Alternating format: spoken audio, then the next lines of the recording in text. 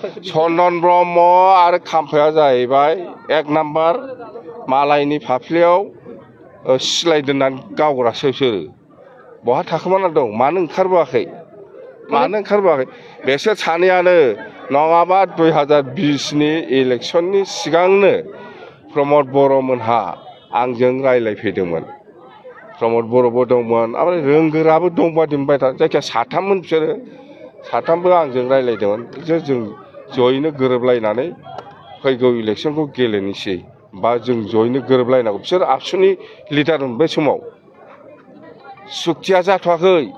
सुक्ति जानायनि बहुद सिगां मिथिबाय बे समाव आंथ' एग्रि प्रमद बर'मोनजों रायलायनानै बा आबसुनि नेताफोरजों रायलायनानै आं एग्रि जेबो नङा ज' जानांगौ होननानै खोथा होखादों खिन्थु दाना चन्दन आरो खाम्फाजों ज' जाहो आंखौ बोखारना लाना थांबाय बेनोथ' आरो बिनि बादै मा नांगौ चन्दन खाम्फा जाम्बा नोंसोर मा सानदों फालाय आंखौलाय बे जाम्बा बे केन्डिडेटआ डिक्लेयार होखांबाय दाखालि जोङो 4 तारिखआव केन्डिडेट डिक्लेयार होदों 5 तारिखआव लाइजामा लिरबाय बे BPF UPPL जमा जानांगौनो आगोलाव मानो लिराखै बेसेबांबा सिगांनिफ्रायनो आं बुंगासिनो दं UPPL BPF जमा जानायाव आंहा जेबो आपत्ति गैया आरामसे 100आव 100% आङो बुंदोंमोन ज' जानांगौ BPFआ 20टा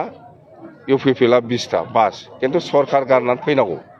सरकारा गारनानै फै UPPL 20टा BPF 20टा गेलेगोन बास बेखौ आं दिलीप सयखिया दाखालि बे BTCआवनो हाबनानै बबेबा इलेक्सन केम्पेइनाव खोथा बुंदों मोनसे जायगायाव मोननै आयेन थानो हाया होननानै बेनि सायाव बेबस्था लागोन जोङो होननानै खोथा होलांदों बेथ' जोंनि थाखाय दुखुनांथाव बाथ्रा बिनि सायाव दिनै आबसुआ मानो सिरि थाबाय थादों मा UPPL BPF जमा जानांगौ बेहाय मानो नांथाबाय थादों आंनिबाथ' दिलीप सयखियाखौ बे आबसु आं जुदि आबसुआव थानायमोनब्ला दिनैनि दिनाव दिलीप सयखियाखौ बे बर' एरियायाव हाबहोआमोन आङो बयकट खालामगौमोन आं मानो साहस गैया बबे मा UPPL BPF जमा जानांगौ बेहायसो नांथाबगासिनो दं बे BPFआव खालि बर'ल' गैयालै गासिबो जाथि दं बे UPPLआव खालि बर'ल' गैया गासिबो जाथि दं नांथाब दिलीप सयखिया दाखालि मा बुंदों बेखौ आबसुआ दिनै जातीय छात्र संगठन हिसाबै दिलीप सयखियाखौ बयकट खालामनो हानाय साहस थानांगोन।